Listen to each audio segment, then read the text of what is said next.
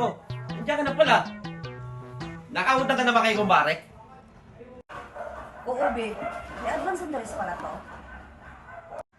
Oo, be. Meron. Wala tayong magagawa eh. Yun ang patakaran nila eh. Ano ka ba? Hindi mo sinabi sa akin na may advance interest pala to. Hindi mo malang pinaliwanag sa akin kung ano yung ibig sabihin, no? Nabubuang ako kakaisip kanina. Ay, oo nga pala. Pasensya na, be. Hindi ko na ipaliwanag sa'yo na yung hihiramin mo eh may advance interest. So, be, asa na nga pala yung perang hiniram mo? Ay, oo nga pala, dito. Ito. Oh, Ayos ah. Mabilang lang. Oh, bakit sobrang 2,000 to? Dapat mababawasan to ah.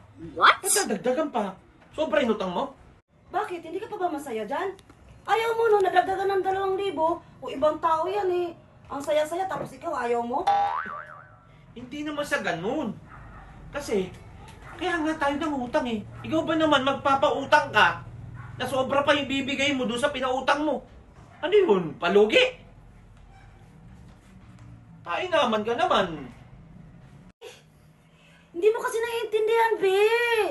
Pasalamat ka na lang na sinubrahan niya. Bonus ko daw yan. Ha?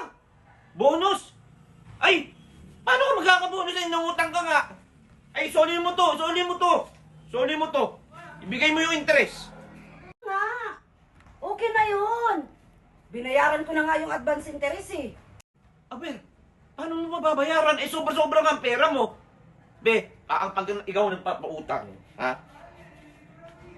Kung gusto mo lumago pera mo, siyempre, mag-a-advance interest ka. Di ba? Nakakaya naman kayo, kumpare. O, ibalik mo na to. Magbayad ka ng interest doon. Ibalik mo na to. Ano nga? Oh, sinabi ko bayad na nga yung interest doon. Paano mo nga mababayaran yun? Eh, sobra-sobra nga yung pera rito. Ano to, naglulukuhan lang tayo dito? Nakakahiya yung B.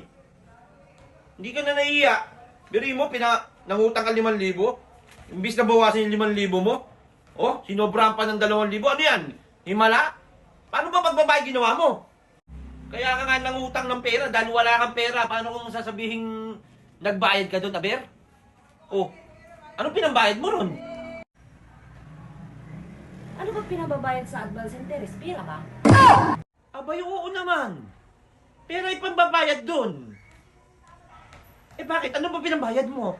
Eh kasi sabi kasi ng kumpare, nung tinanong niya ako, sabi niya sa akin, Mare, paano yan? Kunin ko na yung sagad yung interest, ha? So, anong sinabi mo?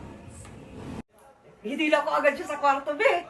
Tapos sinabi ko sa kanya, o sige pare, isagad mo na. Kaya pala sobra-sobra yung binigay sa'yo. Anak ng teting ka naman eh. Ayaw mo nun? Mali ba yung ginawa ko? May bonus pa nga si kumpare, kaya nga may bonus eh. May bonus. Paano kung hindi ka magkakabonus eh? Nagpasagad ka. Nagtitig ka naman eh. Tsaka pala, parang mukhang hinang-hina ka. Ano bang ginawa niyo talaga? Uy! Anong ginawa sa'yo? Anong nangyari sa'yo? Ha? Bakit hinang-hina ka? Eh, ang laki kasi ng interest niya eh. Sagad-sagad. Sa tuwa nga niya, binigyan pa nga ako ng bonus eh.